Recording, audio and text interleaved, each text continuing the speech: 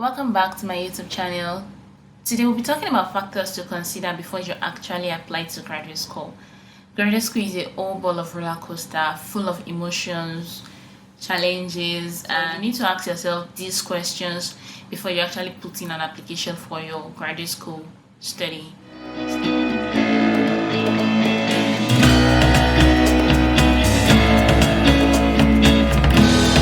The first question you need to ask is, why am I going to graduate school?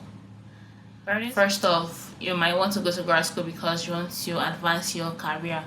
If you want to advance your career, it's good. It's a very good thing. But check Coursera, like check various online courses you could take instead of dedicating 2 or 5 years of your life to grad school. These online courses sometimes take 3 months, 6 months, which would not necessarily take much of your time, and you can do it at the comfort of your house at any time you want.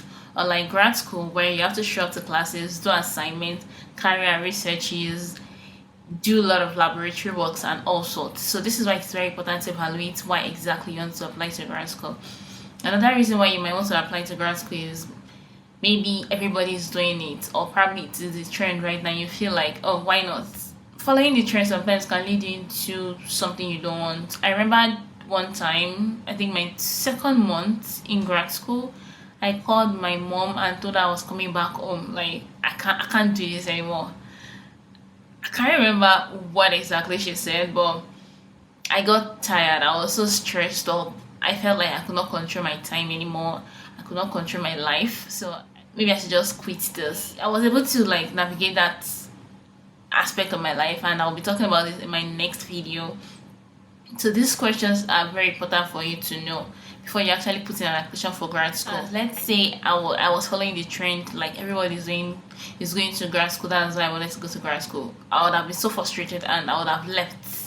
But because this is what I wanted for my life and I knew why I'm doing this, like there's a picture ahead of me that I'm looking towards. So it's very easy for me to not give up. And the second question is financial availability. If you know you don't have money and you're not from a super rich family that can fund your lifestyle for the next 2 or 4 years of your grad school, consider scholarship. You reach out to your graduate advisor, send an email to the graduate advisor of the department you're applying to, ask them if they have fully funded packages for international students, ask them all these questions you might have, the criteria for you to get the scholarships before you dive into it. Because as a self-funded student without a strong backbone in terms of finances, it's very hard because you would have to pay your school fees. I think school fees is around maybe $30,000. I'm not sure per year, and then you need an apartment to stay every month. Then you need to like get groceries and all of those things. And trust me, it's not baby stuff. So ask yourself, do I have money to fund this? And if you don't have money to fund it, ask your department if they are offering scholarship before you apply. Do not be deceived that when you get here, you come and work. Work is not waiting for anybody.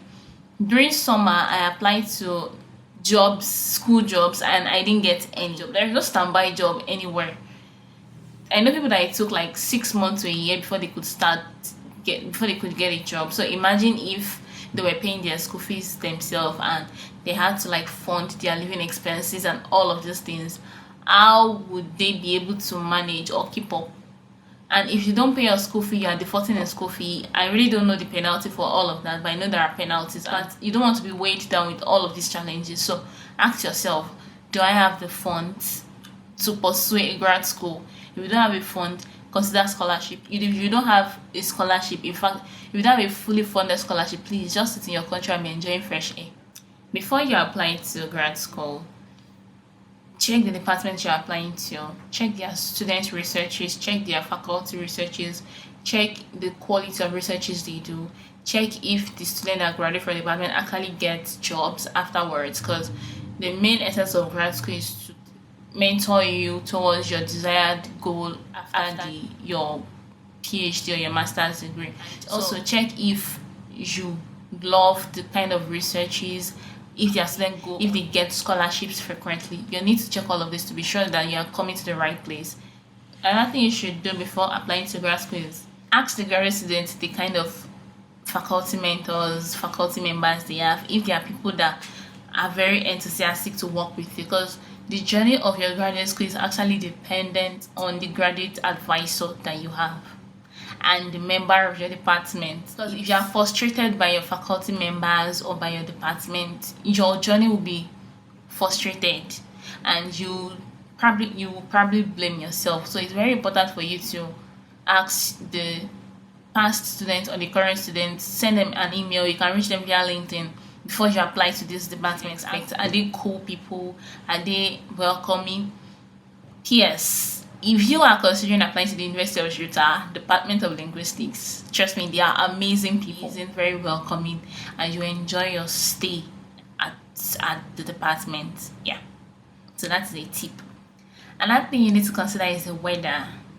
So for instance, if you are an asthmatic patient, you need to consider the weather where you are going to, because I'm not going to lie, in Utah, for example, we have extreme winter. I mean, not like extreme, but for me it's extreme. We have extreme winter and we have extreme summer. You will survive. Like, if you don't have any underlying sicknesses or anything, you're going to survive perfectly well. But if you have underlying sicknesses like asthma, make sure to check with your doctors. Like, you are fit to stay in this environment that you're coming to. So checking the weather of the environment you're coming to also help you, so you don't come here and you start falling sick often, depending on the kind of underlying illnesses that you have. But if you don't have any underlying illnesses, trust me, you're good to go. You're going to survive. So far, you can wear like 10 clothes at the same time. I'm exaggerating, but sometimes, yeah, you'd have to like double up like 4 to 5 clothes.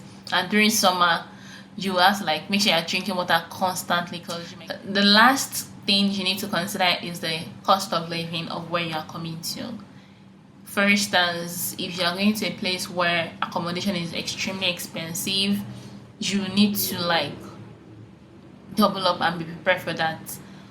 Although your department or your university, as a fully funded person, your department or your university would pay you enough to get a house and get groceries. There is this colleague of mine that do say that they pay us, don't die. Yeah, you won't die, because once you pay your house rent, you pay electricity bills, and you have groceries. That's a lot. That's checking cost of living sometimes might not be necessary, but you should probably check it to just have an idea of how much it costs to get an apartment or how much it costs to get groceries and all of those things. I hope these tips really help you in starting your journey into applying to grad school. Please feel free to leave any questions you have in the comment section. I am more than willing to reply you. Also, make sure to follow me on my Instagram and on my TikTok page at Tales of a Grad Student. Also, make sure to subscribe to my YouTube channel and share with your friends as well. Thank you so much. Bye.